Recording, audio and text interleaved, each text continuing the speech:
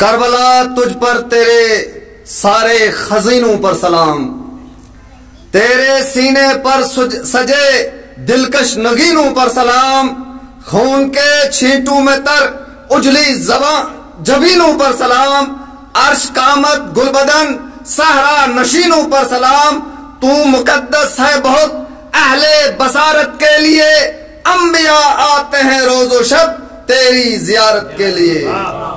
کربلا ہے قوت دور زماں روح حیات، زیست کا عرفان ہے اور معرفت گہے ممات، کربلا عقدہ کشائے دشوار ذات، کربلا کا ایک نقطہ 100,000 کائنات، کربلا ہے ظرف جس نے جتنا مانگا مل گیا، کربلا ہے ظرف جس نے جتنا مانگا مل گیا، جس طرح کی شاخ تھی گل اس پہ ویسا کھل گیا، آنکھوں میں جاگتا ہے صدا غم حسین کا، آنکھوں میں جاگتا ہے صدا غم حسین کا، سینے میں سانس لیتا ہے ماتم حسین کا، سینے میں سانس لیتا ہے ماتم حسین کا، دیکھ اے یزیدیت اسے فتح کہتے ہیں، دیکھ اے یزیدیت اسے فتح کہتے ہیں، لہرا رہا ہے آج بھی پرچم حسین کا، لہرا رہا ہے آج بھی پرچم حسین کا،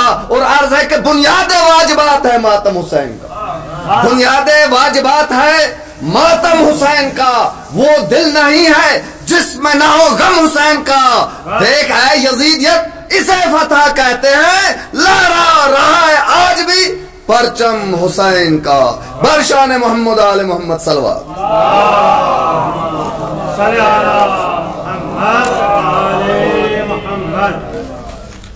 فرش عزا پر بیٹھے ہوئے عزاداران سید الشہداء، آج کے یہ جو ایام اربعین کے نام سے پوری دنیا میں جانے جاتے ہیں، شہادت امام حسین جو 10 محرم سن 61 ہجری کو کربلا کے لک و دک صحرا میں 3 دن کی بھوک و پیاس میں امام حسین اور ان کے اقربا نے وہ عظیم المثال قربانی پیش کی جس کی نظیر نہیں ملتی۔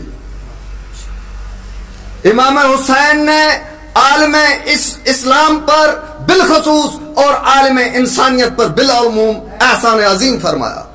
اللہ پاک نے امام حسین کی شان میں کیا کہا، انبیاء امام عالی مقام کو کیا پیش کرتے ہیں، یہ تو آپ کے چاہنے اور ماننے والے ہیں۔ کلمہ گو مسلمانوں نے امام کی بارگاہ میں کس انداز سے خراج عقیدت پیش کیا۔ شاعر مشرق، مفکر اسلام کی تڑپتی روح ڈاکٹر علامہ اقبال کہتے ہیں کہ رونے والا ہوں شہید کربلا کے غم میں، رونے والا ہوں شہید کربلا کے غم میں، کیا درے مقصد نہ دیں گے ساقیے کوثر مجھے، دل میں ہے مجھ بے عمل کے داغ عشق اہل بیت، ڈھونڈتا پھرتا ہے ذل دامن حیدر مجھے۔ یہ تو آپ کے چاہنے اور ماننے والے ہیں۔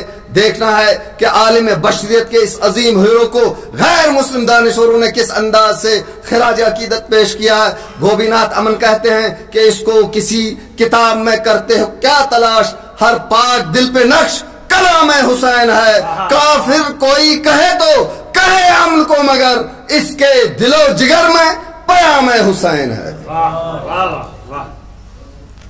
امام چہلم یعنی امام حسین علیہ السلام اور ان کے 72 جانثاروں کا آج یہ ایام جو ہے اربعین کے نام سے یاد کیے جاتے ہیں۔ آج 14 صفر المظفر ہے، ارّا کی وہ سرزمین جہاں پر لاکھوں کا ازدحام ہے جو کروڑوں کے حسینیوں میں تبدیل ہوگا۔ یہ اس بات کی دلالت کرتا ہے کہ سچ اور حق جو ہے وہ کربلا والوں کی شہادت میں مضمر ہے۔ یہی وجہ ہے کہ آج پوری دنیا جو ہے انقلاب کربلا کی طرف جو ہے وہ جھکی ہوئی ہے، نظر کی ہوئی ہے، تحقیق میں لگی ہے۔ اسی لیے جوش نے کہا تھا تہذیب سے سرشار تو ہو لینے دو، حق گوئی پہ تیار تو ہو لینے دو، انسان کو بیدار تو ہو لینے دو، ہر قوم پکارے گی ہمارے ہیں حسین، ہر قوم پکارے گی ہمارے ہیں حسین۔ سرکار شہادت محسن انسانیت امام حسین نے صبح عاشور سے لے کر عصر عاشور تک لاشوں پر لاشیں اٹھائے، کبھی حر کا لاشا اٹھایا، کبھی حبیب کا لاشا اٹھایا، کبھی مسلم ابن اوسجہ کا لاشا اٹھایا، کبھی اپنے برادر سرکار وفا کا لاشا اٹھایا، کبھی شبیہ پیغمبر کا لاشا اٹھایا، کبھی جناب قاسم کا لاشا اٹھایا۔ صحرائے کربلا میں جب حسین تنو تنہا رہ گئے، آواز دی حل من ناصر ینصرنا، حل من مغیث یغیثنا۔ روایت کے جملے ہیں کہ جب امام نے یہ صدائے استغاثہ بلند کی، 6 ماہ کے بچے ششمہ علی اصغر نے اپنے کو جھولے سے گرا دیا، بیویوں میں کوہرام برپا ہوا۔ امام نے دریافت کیا، اولیاء مکرمہ جناب زینب سلام اللہ علیہ نے فرمایا کہ آقا آپ کے استغاثے پر شہزادے علی اصغر نے اپنے کو جھولے سے گرا دیا۔ امام نے شہزادے کو گود میں لیا، حجت تمام کرنے کے لیے یزیدو کے سامنے کہا کہ اگر میری کوئی خطا ہے آپ کی نظر میں، یہ 6 ماہ کا بچہ ہے، یہ 3 دن سے بھوکا پیاسا، اس کی ماں کا دودھ تک خشک ہو گیا ہے، اس کی کیا خطا ہے؟ شہزادے علی اصغر نے مسکراتے ہوئے جب اپنی زبان ہونٹ پر پھری تو حرملہ کو آواز دی گئی، ابن سعد نے کہ امام حسین کے کلام کو قطع کر دے۔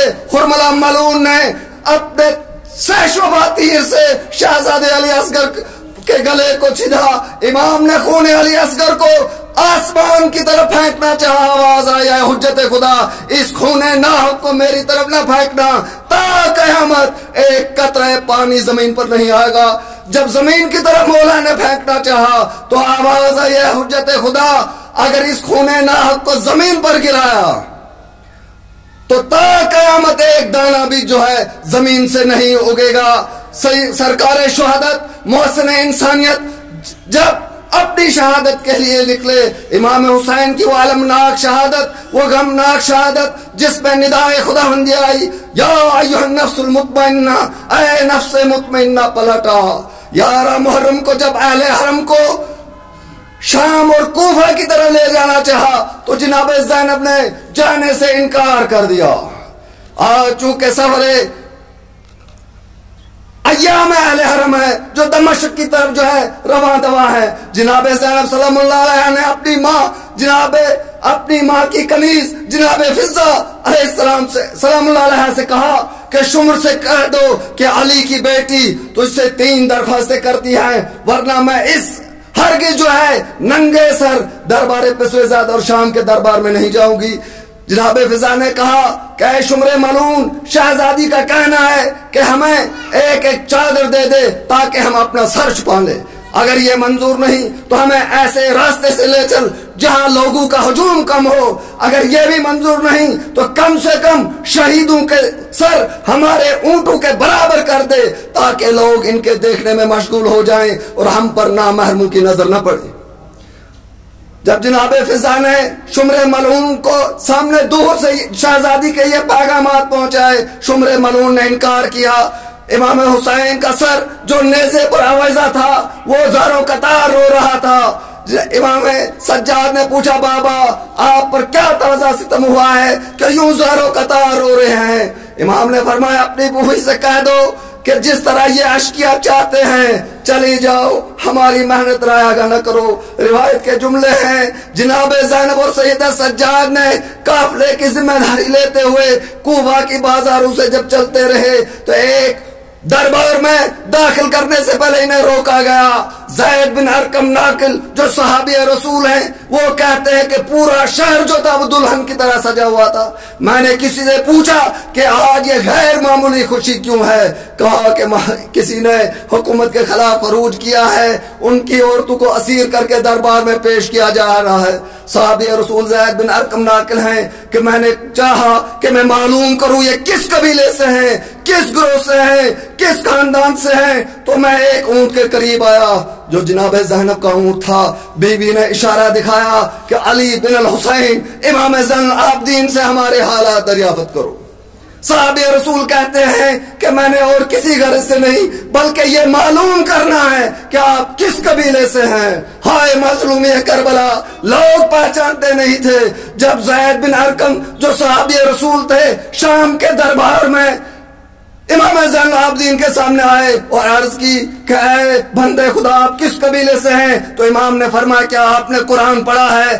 زید بن ارقم ناقل ہے کہ میں نے مولا سے کہا جی ہاں، تو کہا قرآن میں یہ آیت بھی پڑھی ہے وَآتَا ذِوِی الْقُرْبَىٰ حق، کہا آپ قربدار رسول ہیں جن کا حق ادا کرنا ہم پر واجب ہے۔ تو زید بن ارقم ہے کہتے کہ میں امام کے سامنے گریا و بکا کرنے لگا، میں نے کہا مولا حسین کہاں ہیں؟ اتنے میں لشکر یزید کا ایک سپاہی آتا ہے، وہ مجھے طلب کرتا ہے اور ابن زیاد نے کہا کہ اے زید اگر آپ کی عقل بڑھاپے نے نہ کھوئی تو میں آپ کو اسی وقت قتل کروا دیتا۔ زید بن ارقم داخل ہیں کہ جب دربار میں اسیروں کا یہ قافلہ داخل ہوا، پشت کے سامنے مولا حسین کا سر رکھا ہوا تھا، یزید ملعون ایک چھری سے بے توجہی کر رہا تھا۔ میں نے اٹھ کر کہا کہ اے یزید اپنی چھری ان مقدس دانتوں سے ہٹا لے، اللہ کی قسم میں نے رسول خدا کو ان مقدس ہونٹوں کو چومتے ہوئے دیکھا ہے۔ جناب زینب کو خطبوں سے یزیدی دربار جو ہے متغیر ہوا۔ جب یزید گھبرایا تو اس نے آذان کا حکم دیا۔ امام زین العابدین علیہ السلام نے کہا جب مؤذن نے گواہی دی کہ اشہد ان محمد رسول اللہ، تو ایک مرتبہ امام نے مؤذن کو روکنے کے لیے کہا اور یزید سے مخاطب ہو کر کہا کہ اے یزید بتا یہ تیرا نانا ہے یا میرا نانا؟ اس پر یزید مدھوب ہو گیا اور وہاں سے نکلنے میں عافیت سمجھی۔ بعد کربلا جناب زینب اور امام سجاد نے اس عزاداری اور مقصد حسین کو جو زندگی عطا کی اس کی نثار نہیں ملتی۔ اسی لیے رضا سرسوی نے 4 مصرے کہے کہ زینب نے مجلسوں کی بنا ڈال کر رضا ہر آنے والی نسل پہ احسان کر دیا۔ زینب نے مجلسوں کی بنا ڈال کر رضا ہر آنے والی نسل پہ احسان کر دیا۔ عباس کی بہن کی شجاعت تو دیکھیے، قاتل کے گھر میں جیت کا اعلان کر دیا۔